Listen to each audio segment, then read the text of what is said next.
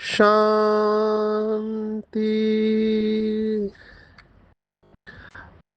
आज 4 जनवरी 2025 भारत में शनिवार है। Today is 4 January 2025 and it's Saturday इन भारत। आज की मुरली का जादुई रहस्य स्वयं को प्रेरणा देने के लिए magical secrets of today's Murli for motivating the self.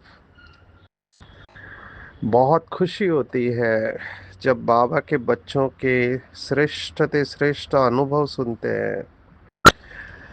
Madhuban में 5 दिन महाराष्ट्र, आंध्र प्रदेश और तेलंगाना का टर्न था।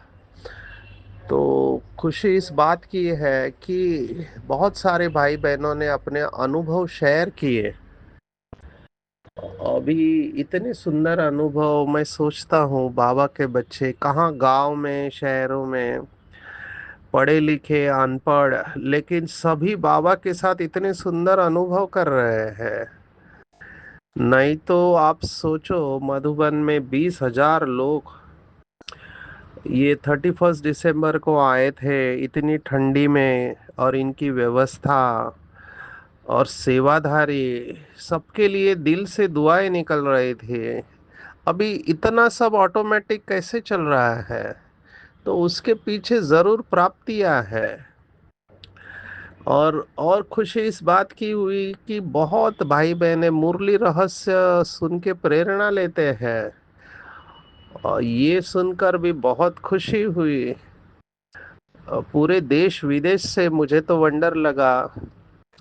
लंदन, न्यूजीलैंड, कहाँ कहाँ बाबा के बच्चे ये मुरली रहस्य सुन रहे हैं। मुझे भी ये पता नहीं था कि इतने सारे लोग सुन रहे हैं और बाबा इतने बच्चों की पालना कर रहा है।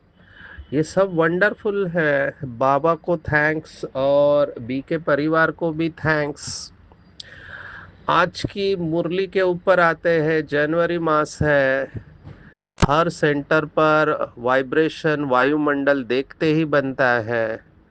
कई बाबा के बच्चे मैं देख रहा हूँ लक्ष्य से चल रहे हैं। बहुत कड़ा लक्ष्य लिया है अपने प्रति। ऐसे लग रहा है जैसे हठयोग से साधना कर रहे हैं, माना अपने लक्ष्य के लिए मरने को भी तैयार है। और जनवरी मास में 20 नाखून का जोर लगा के पुरुषार्थ कर रहे हैं। तो बहुत अच्छा लगा। आज की मुरली उन लोगों के लिए है जो अपने लक्ष्य के प्रति दृढ़ है। जिसको बाबा ने कहा, आर्मी वाले जो होते हैं उनका काम होता है मरना और मारना। माना वो मरने के लिए तैयार है, मारने के लिए तैयार है। किसको मारना है? तो दुश्मन को खत्म करना है। यहाँ दुश्मन माया है। और आज की पूरी मुरली आज के गीत के ऊपर है। बहुत फेवरेट सॉन्ग है ब्लैक एंड वाइट जमाने का। ये पुराने गीतों में बहुत गहरा महत्व होता था, भाव होता था। बाबा ने कहा हुआ है कि बाबा इन जो कवि थे उनके बुद्धि को टच करता था। अभी ये देखो, कवि का गीत है, कितना पुराना है लेकिन आज भी कितना रिलेवेंट है। आज के युग में है, 2025 में। नहीं तो इतनी पुरानी मूवी का ये गीत, कितने अच्छे शब्द है, मरना तेरी गली में। मैं तो कभी कभी सोचता हूँ गीतों के ऊपर ये क्लास ले लो। इनफैक्ट मैंने ये किया था कि गीतों के ऊपर मैं सेशन लेता था, क्योंकि एक गीत के अंदर सब कुछ आ जाता है। पूरा ज्ञान हमारा उस गीत के अंदर है। ये हमने देखा। अभी मरना तेरी गली में, जीना भी तेरी गली में। ये थोड़ा अपोजिट लगता है। जब मरेंगे नहीं तब तक जिएंगे कैसे? तो पहले मरना होता है। जीना तेरी गली में, मिट जाएगी हमारी दुनिया तेरी गली में, मरना तेरी गली में। आज बाबा ने देखो मुरली में कहा कि इस गीत में एक लाइन है। कौन सी लाइन है? बाबा ने कहा गीतों का अर्थ कोई समझ नहीं सकते, बाप ही इनका अर्थ बताते हैं। देखो भगवान संगम युग पर गीतों का अर्थ बता रहा है कि जब आत्मा शरीर से न्यारी हो जाती है तो सारी दुनिया से संबंध टूट जाता है। बाबा ने इसको शास्त्रों का सार बताया। अपने को आत्मा समझ, अशरीरी बन बाप को याद करो तो दुनिया खत्म हो जाती है। और ये तो जिन्होंने प्यार किया वो इसको समझ सकते हैं। तो मरना तेरी गली में, मिट जाएगी हमारी दुनिया तेरी गली में, आए हैं तेरे दर पे हम जिंदगी लुटाने। ये है मरने के लिए तैयार। बॉर्डर पे जो आर्मी का जवान होता है उसको पता है कदम कदम पे खतरा है, कहाँ से कब गोली आएगी हमको नहीं पता। मुझे याद आ रहा है महाराष्ट्र में एक सातारा डिस्ट्रिक्ट करके है, वहां पे सैनिक स्कूल है। सैनिक स्कूल माना वो 1960 से है, 1960 में स्थापन हुआ था। सातारा एक विशेष जिला है। सातारा में तारा है। और ये छत्रपति शिवाजी महाराज का इम्पोर्टेंट स्थान है। वहाँ पे किले भी है। और वहाँ पे ये सैनिक स्कूल की विशेषता है, सातारा में एक ऐसा गांव है जो भारत में नामी ग्रामी है कि वहाँ उस गांव का हर एक व्यक्ति, हर परिवार का व्यक्ति आर्मी में है। सोचो, मरने के लिए तैयार। और वो उसे गर्व समझते हैं। तो वो सैनिक स्कूल में सेशन था। तो मैंने देखा बच्चे हैं, स्कूल के बच्चे हैं, बाहर कैंपस में चल भी रहे तो लाइन में ही चल रहे हैं। वो लाइन के बगैर चल नहीं सकते, उनको वहां पे डिसिप्लिन की आदत लगाई जाती है। तो मैंने ऑडिटोरियम में सेशन लिया तो मैं बार बार ओम शांति कह रहा था। तो वहाँ के जो कैप्टन प्रिंसिपल थे उन्होंने वहां तो सुन लिया, फिर ऑफिस में आके मुझे बोला सर ये ओम शांति बॉर्डर पे काम नहीं आता है। मैंने कहा क्यों? तो उन्होंने कहा अगर हम उधर ओम शांति करें तब तक सामने वाला हमको गोली मार देगा, तो वहां गोलियों की भाषा ही चलती है। तो देखो इनको ऐसे तैयार किया जाता है कि मरने के लिए तैयार किया जाता है। तो ये गीत में जो है, आए हैं तेरे दर पे हम जिंदगी लुटाने, तू देखे या न देखे, तू जाने या न जाने, पूरा करेंगे हम तो वादा तेरी गली में, मरना तेरी गली में, दिल से तेरी मोहब्बत कम उम्र भर न होंगी, हम तुझ पे मर मिटेंगे तुझको खबर न होगी, और मरने के बाद होगा चर्चा तेरी गली में, जीना तेरी गली में। कितना सुंदर गीत है, एक एक शब्द हमारे पुरुषार्थ के साथ लगता है कि जिस भगवान को हमने भक्ति मार्ग में इतना पुकारा, इतनी हमने भक्ति की। मुझे वंडर लगता है जब बाबा के बच्चे कहते हैं कि किसी और में बुद्धि जा रही है। अब ये वंडरफुल है। अभी भी मैं बाबा से मिल रहा था, अभी हम महाराष्ट्र के हैं तो हमको आगे बिठाया था सोफे पे, तो मैं देख रहा था वीआईपी लोग हैं उनको बाजू में बिठाया। अभी उसका 3 बार फोन बज रहा है। भोग लग रहा है, क्लास, वो 3 बार भी उसको फोन बंद करने की बुद्धि नहीं हो रही है। बाबा आए हैं, दृष्टि दे रहे हैं, फिर भी अभी हर एक नंबरवार है, किसी को हम जज नहीं कर रहे हैं, लेकिन हर एक की बुद्धि कैसे काम करती है। जन्म जन्मांतर के भक्ति का फल हमको मिल रहा है कि बाबा का अवतरण हुआ है, दृष्टि दे रहे हैं। अभी जो बिठाने वाले लोग हैं उनको भी ध्यान देना चाहिए। अभी बिठाने की जिम्मेवारी हम समझ सकते हैं, लेकिन बाबा दृष्टि दे रहा है। जो पहली बार वाले आए, बहुत भावना से बाबा के पास आए, वो बाबा से दृष्टि ले रहे हैं। और हम देख रहे हैं कि सामने डिस्टरबेंस चल रहा है। तो अभी तो हमको इसकी आदत हो गई है। हमने ये नियम बना लिया है, क्योंकि शुरुआत में मुझे भी डिस्टरबेंस होता था कि ये ऐसे क्यों कर रहे हैं। फिर हमने देखा कि इतना सेशंस में बोलने के बाद भी लोग मोबाइल बंद नहीं कर पाते हैं। अभी जन्म जन्मांतर की भक्ति का फल बाबा दृष्टि दे रहा है, उस वक्त भी मोबाइल बंद नहीं हो रहा है, लोग बातें करना बंद नहीं कर रहे हैं। तो फिर बाबा क्या कर सकता है? इसीलिए बाबा एक शब्द इस्तेमाल करता है कि बाबा के सभी बच्चे नंबरवार हैं। नंबरवार इसलिए है कि उनको पता नहीं कि फायदा और नुकसान क्या है, फायदा क्या हो रहा है और नुकसान क्या हो रहा है। हम तो इस घड़ी के लिए राह देखते तकते रहते हैं कि कब बाबा आता है और हम दृष्टि देते हैं। वैसे तो दिन भर में बाबा साथ में रहता है, लेकिन वो एक स्पेशल मोमेंट होता है। 20,000 लोग बैठे हैं, सभी योग में बैठे, याद में बैठे हैं, और ये डिस्टरबेंस चल रहा है। तो उस समय शांत रहना और एकाग्र रहना ये चैलेंजिंग होता है। पर मैंने अभी क्लासेस में भी कहना ये चालू किया। पहले तो रिक्वेस्ट करते हैं कि आपका ट्रैफिक कंट्रोल डिसेबल करो। बाबा के कमरे में, अभी बाबा का मेडिटेशन रूम है, कितने रिंगटोन बजते रहते हैं कंटिन्यूस। किसी को ऐसे लगता नहीं बाबा के कमरे में हम जा रहे हैं तो फोन साइलेंट पे रखना चाहिए और ट्रैफिक कंट्रोल को डिसेबल करना चाहिए। और कई लोग तो ट्रैफिक कंट्रोल बजने के बाद बंद भी नहीं करते, वो समझते हैं हम सेवा कर रहे हैं सबकी, कि सबको हम ट्रैफिक कंट्रोल सुना रहे हैं। चलो एक का बजा दूसरे को सुना बंद करना चाहिए, वो भी चालू रखता है। अभी फिर मैंने सोचा ये सब महान आत्माएं हैं, ये ऐसे ही रहने वाले हैं। हमको इन सब से परे जाना है। तब मुझे बाबा का महावाक्य बहुत स्टेबल किया। बाबा ने कहा शांति के बीच में तो सभी शांत रह सकते हैं, कमाल उसकी है जो अशांति के बीच में शांत रह के बताए। क्योंकि ऐसे समय पर किसी को आप कुछ कहते हो तो भी उनको गुस्सा आता है, तो बोलना भी नहीं चाहिए। तो बहुत सारी बातें हम नोटिस करते हैं, लेकिन फिर वही है कि हम इनसे परे चले जाते हैं, क्योंकि स्वीकार कर लेते हैं परिस्थिति को और व्यक्ति को कि ये ऐसे ही रहने वाली है, ये इनकी बुद्धि जजमेंट दे रही है। इसमें मैं राइट रॉन्ग में नहीं जा रहा हूँ। मैं ये बिल्कुल नहीं कह रहा हूँ कि ये राइट है या रॉन्ग है, क्योंकि जैसे आपने राइट और रॉन्ग किया तो आपका ईगो उसके बीच में आने लगता है। हमको डिसिप्लिन में रहना चाहिए, लेकिन अगर कोई डिसिप्लिन या अनुशासन को फॉलो नहीं करता है तो अपनी अवस्था को खराब नहीं करना है, क्योंकि यहाँ पर ही गुस्सा आ जाता है। माया यहाँ पर ही पकड़ती है, जहाँ पे आप कमजोर होंगे माया वहीं से पकड़ेगी।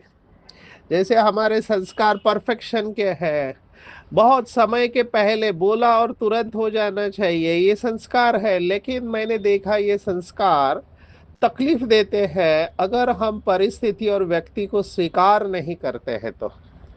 जब हमारे हाथ में पूरा कंट्रोल होता है तो हम इसको संभाल लेते हैं, लेकिन जब हमारे कंट्रोल में बातें नहीं है तब हम उसको शुभ भावना से डिटैच हो जाते हैं, माना अपनी अवस्था नहीं खराब करते हैं। तो ये अशरीरी तभी बन पाएंगे, कहने का मेरा भाव है कि जब चारों तरफ से बुद्धि आपकी डिटैच हो जाएगी। आज की पूरी मुरली अगर आप मुझे पूछो तो 3 शब्दों के ऊपर है, जो बाप की महिमा और वो बच्चों का समान है, तो 3 शब्दों के ऊपर है। और वो 3 शब्द है त्रिनेत्री, त्रिकालदर्शी, और तीसरा एक्चुअली आज की मुरली में आया है 2 बार, त्रिमूर्ति, लेकिन मैं लूंगा त्रिलोकीनाथ। ये त्रि वाले 4 शब्द है। जैसे विश्व का स्वमान, मेरे 5 स्वमान है विश्व के, कि मैं विश्व रक्षक हूँ, विश्व परिवर्तक हूँ, विश्व कल्याणकारी हूँ, विश्व सेवाधारी हूँ और विश्वामित्र हूँ। मेरा कोई दुश्मन नहीं है, मैं विश्वामित्र हूँ। तो ये 5 विश्व की स्टेज के समान है। ऐसे शब्द से, अक्षर से ये 4 है, त्रिमूर्ति, त्रिनेत्री, त्रिकालदर्शी और त्रिलोकीनाथ। इसमें से 2 शब्द आज के मुरली में ज्यादा बाबा ने बार बार कहा है, वो है त्रिनेत्री और त्रिकालदर्शी। मैं त्रिनेत्री को लेना चाहूंगा। अंग्रेजी में शब्द है सेल्फ रियलाइजेशन माना आत्मा अनुभूति जो होती है, वो आत्मा अनुभूति को सेल्फ रियलाइजेशन कहते हैं, और इसको बहुत ऊंचा माना हुआ है भक्ति मार्ग में। सभी को आत्म अनुभूति नहीं होती है। यहाँ पर भी बाबा के उन बच्चों को ही योग में अनुभव होता है जो आत्मा की गहराई में जाते हैं। माना देही अभिमानी जिसे बाबा ने कहा, उनको ये अनुभव होता है, बाकी योग में अनुभव होता नहीं है लोगों को। क्योंकि देह का भान और अभिमान मिटने में बहुत समय चला जाता है, और ये आत्मा का अभ्यास बहुत लोगों से होता नहीं है। अभी मुझे ऐसे भी लोग मिलते हैं जो कहते हैं हम डिटैच तो हो जाते हैं, लेकिन हमको वो बाबा के गुणों की फीलिंग नहीं आती है। एक आत्मा ने तो बहुत अच्छा कहा, आज के मुरली के साथ वो कनेक्ट हो रहा है, इसलिए आपके साथ शेयर कर रहा है। जैसे आज बाबा ने माताओं को विशेष याद किया, जैसे कल परसों बाबा ने कहा घरेत्री होती है, घर को संभालने वाली घरेत्री होती है, तो भ्रमरी का उदाहरण दिया था। लेकिन जो स्ट्रेंथ है वही वीकनेस बन जाता है, जो शक्ति है वही कमजोरी भी बन जाती है। माताएं घर को संभालती है, बहुत दिल से संभालती है, इसमें कोई दो राय नहीं है, लेकिन साथ में वो उनकी कमजोरी भी बन जाती है। क्यों? क्योंकि मोह, बाबा ने आज कहा माताओं में मोह जास्ती होता है। और फिर बाबा ने बंदर के बारे में बताया है, बाप जब मिला है फिर मोह क्यों रखने रखते क्यों है? बाबा ने पूछा ये प्रश्न, सभी को पूछा। माताएं निमित्त है, ऐसे नहीं कि भाइयों में मोह नहीं होता है, विकार तो सभी में होते हैं, भाइयों में और बहनों में। लेकिन विशेष जास्ती की बात है, जैसे काम विकार भाइयों में प्रिडोमिनेंटली होता है, उनके शरीर की रचना ऐसे होती है कि वो काम विकार उनमें ज्यादा होता है, और माताएं पुकारती है। ऐसे भाई पुकारने वाले नहीं है ज्यादा। है, भाइयों को भी बंधन है, हमने देखा है, पर बहुत कम संख्या है। मेजॉरिटी माताओं की संख्या है जो पुकारते हैं। और शास्त्रों में भी गायन है कि द्रौपदी ने पुकारा।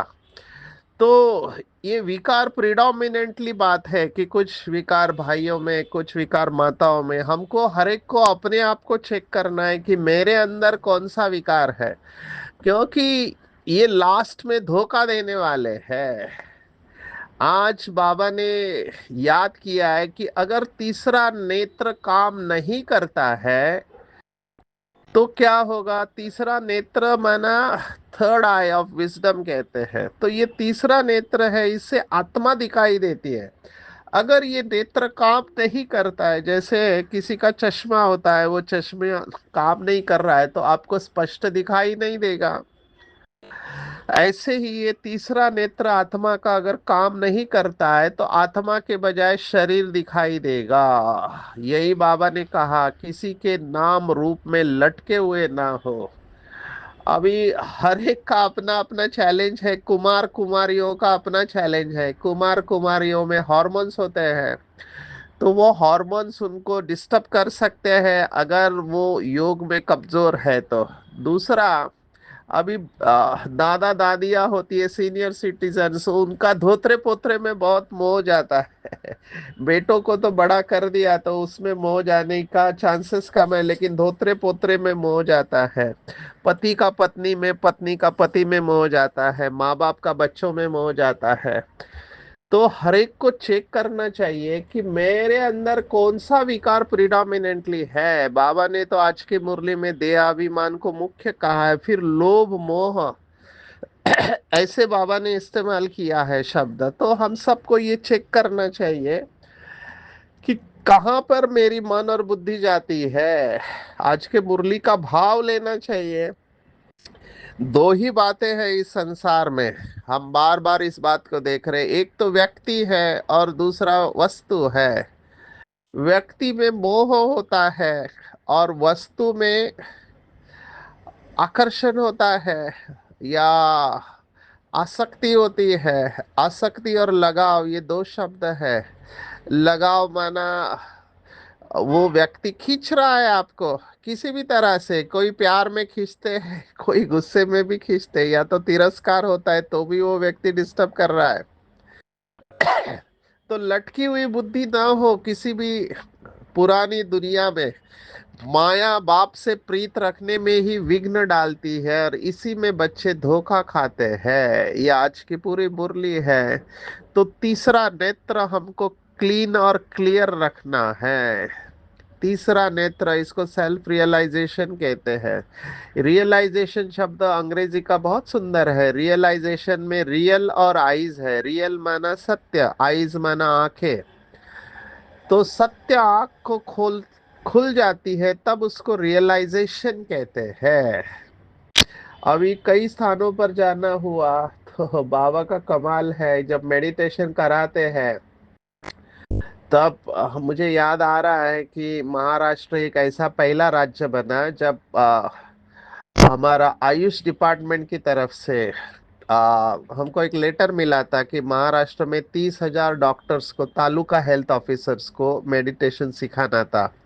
और महाराष्ट्र के सभी 36 डिस्ट्रिक्ट में ये प्रोग्राम होना था। तो ड्रामा प्लान अनुसार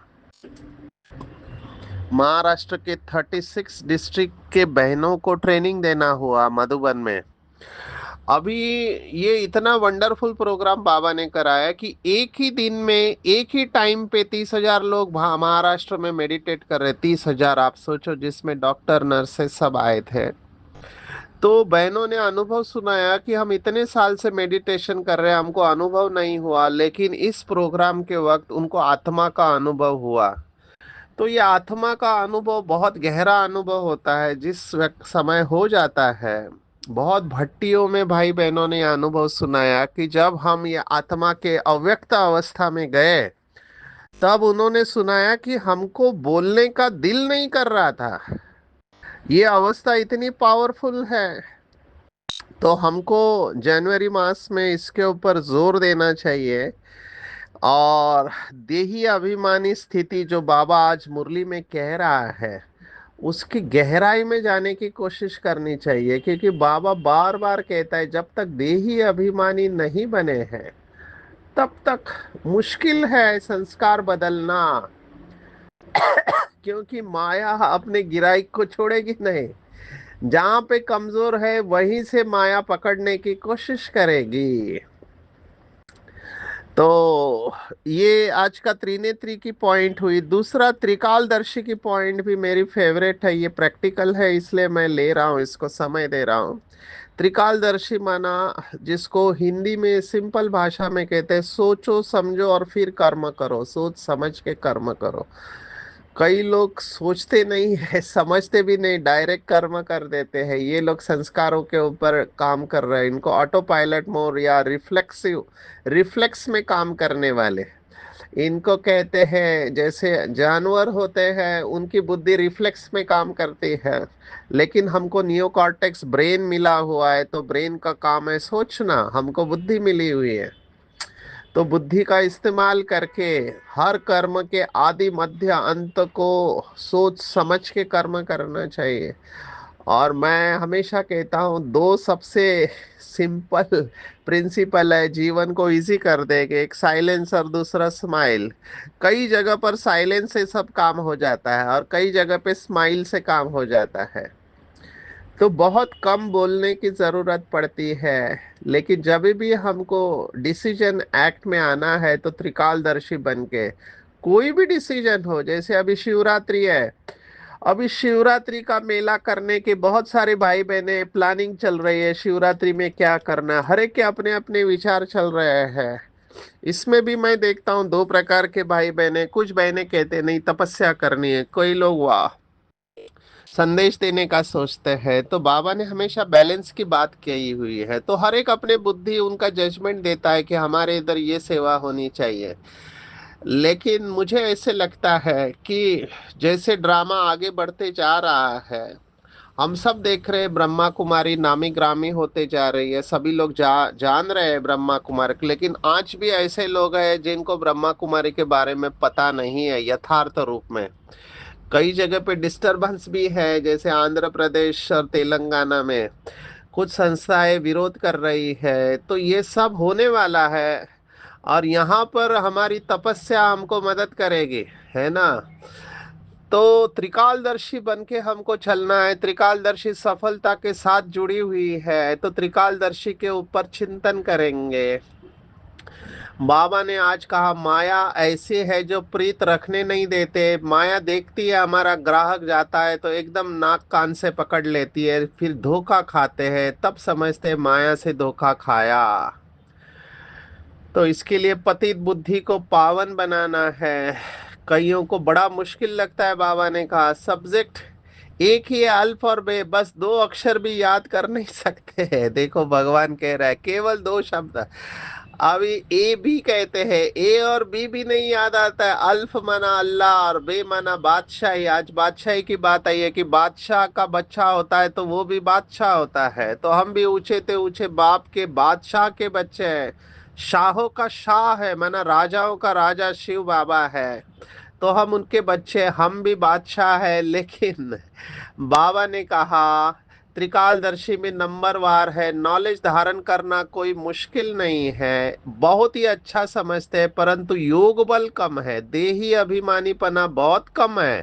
थोड़ी बात में क्रोध और गुस्सा आ जाता है, गिरते रहते हैं, उठते हैं गिरते हैं, आज उठे कल फिर गिर पड़ते हैं। देह अभिमान मुख्य है, फिर विकार लोभ आदि मोह आदि में फंस पड़ते हैं। देह में भी मोह रहता है। अभी कई लोग अपने देह को सजाने में इतने लगे रहते हैं कि बात मत पूछो। हमेशा आईने में देखते रहेंगे, पाउडर लगाएंगे, क्रीम लगाएंगे, हमारे आईब्रोज भी वो क्या करते रहते हैं। अभी इतना शरीर में बुद्धि क्यों जा रही है? शरीर को संभालना है ट्रस्टी होकर, लेकिन ट्रस्टी होना भी मासी का घर नहीं है। बाप इन सब से छुड़ाते हैं, क्योंकि उस समय शक्ल बातचीत बंदर मिसल हो जाती है। बाबा ने कहा नष्ट मोहा बन जाओ। बल कितना भी मारो, माथा मारो, घड़ी घड़ी बुद्धि को उड़ा देती है माया। बाबा ने कहा ट्रस्टी बनो आज की मुरली में कि ममत्व सब निकल जाए, सब बाबा का है, मैं निमित्त हूँ। मैंने बाबा से वायदा किया था जब आप आएंगे तुम्हारे ऊपर बलिहार जाएंगे। बाबा उस वायदे को याद दिला रहा है कि बच्चे तुमने ही वायदा किया था, नहीं तो लास्ट में तो ऐसे बॉम्ब्स निकलने हैं कि सेकंड में खलास। आज क्लोरोफॉर्म को याद किया। इवन अजमल खा ऐसा एक हकीम होके गया जो देख के बताते थे। तो ये पहले के हकीमों में, डॉक्टर्स में ये कला थी, चरक सुश्रुति, ये सब इनके अंदर ये विशेषता थी कि देख के बता देते थे कि क्या बीमारी है। एक मुरली में तो बाबा ने कहा जो जनाजे होते हैं, माना फीमेल होते हैं, उनको टच करना भी अलाउ नहीं था, तो धागा बांधते थे हाथ को, धागे से वो पल्स के प्रकंपनों को पकड़ लेते थे। आप सोचो, चेहरा नहीं देख सकते तो धागे से पकड़ते थे। तो पहले की आत्माओं में ये ताकत थी। विशेष आज कहा है कि परोपकारी बनना है। ब्रह्मा बाप जैसे परोपकारी थे, लेकिन परोपकारी बनने के लिए बहुत इंपॉर्टेंट धारणा है निस्वार्थ। ये नी के ऊपर बाबा ने अभी चार बातें बताई थी ये 31 दिसंबर में। वर्थ रिवाइजिंग, निमित्त भाव, दूसरा निर्माण, जो निर्माण चित्त होंगे वही नव निर्माण करेंगे, और चौथा निर्वाण, मानव वाणी से परे। तो आज भी निस्वार्थ उसमें ऐड करेंगे हम। निस्वार्थपन होगा तभी परोपकारी बन पाएंगे। श्रेष्ठ स्मृति और श्रेष्ठ कर्म द्वारा तकदीर की तस्वीर सभी बच्चों ने बनाई है, बाबा ने कहा। लेकिन जैसे तस्वीर बन जाती है तो लास्ट टचिंग वो परफेक्शन की करते हैं, तो वो है परोपकारी। अभी महाराष्ट्र के जगत गुरु तुकाराम महाराज के वंशज आए थे, 10वें वंशज। ये संतों की धरनी है महाराष्ट्र, तो वहां से आए थे, उनको स्टेज पे भी बिठाया, तो उनके साथ 2 दिन बैठने का मौका मिला। तो उन्होंने कहा हर कदम पे मैं स्वर्ग का अनुभव कर रहा हूँ इस स्थान पर। उन्होंने बहुत महिमा किया। तो ये संतों को तुरंत टचिंग होगा बाबा के घर पे आते ही। तो ऐसे जब हम स्वयं को भरपूर अनुभव करेंगे, प्राप्ति स्वरूप की स्थिति में रहेंगे, कुछ भी स्वीकार नहीं करेंगे, तभी हम परोपकारी अवस्था में जाएंगे। और सर्वंश त्यागी, ये पूरी मुरली बाबा ने इसके ऊपर चलाई है, त्याग की जो 82 की, उसमें बाबा ने कहा सर्वंश त्यागी जो बनते हैं उनके अंदर सरलता और सहनशीलता गुण स्वतः आ जाएगा, और जितना बेहद में सकाश देंगे तो नजदीक वालों को सकाश ऑटोमेटिकली मिल जाएगा। नजदीक वालों को सकाश देने की जरूरत नहीं, बेहद में रहो, बेहद की सकाश देने से वायुमंडल ऑटोमेटिकली बन जाएगा। तो आज की पूरी मुरली में टेक होम अगर आप मुझे पूछते हो तो मैं कहूंगा कि ज्ञान का तीसरा नेत्र मिला है। बाप जो है जैसा है, मैं जो हूँ जैसे हूँ, वो आत्मा समझ के बाप जो है जैसा है उसे याद करना है, अशरीरी बनना है, पुरानी दुनिया देह और देह के संबंधी भूल जाने चाहिए, और ब्रह्मा बाप समान श्रेष्ठ ते श्रेष्ठ तस्वीर बनाने वाले परोपकारी बनना है, सर्वंश त्यागी बनना है, जिससे सरलता और सहनशीलता का गुण आएगा। बेहद में सकाश देना है तो नजदीक वालों को अपने आप मिलेगा। नष्टो मोहा बनना है, अतीन्द्रिय सुख में रहना है, और ट्रस्टी बन के चलना है, ममत्व मिटा देना है। माया प्रेशर डालेगी लेकिन कर्मेंद्रियों से कोई भी विकर्म नहीं करना है, एक बाप से सच्ची प्रीत रखनी है। अच्छा, ओम शांति।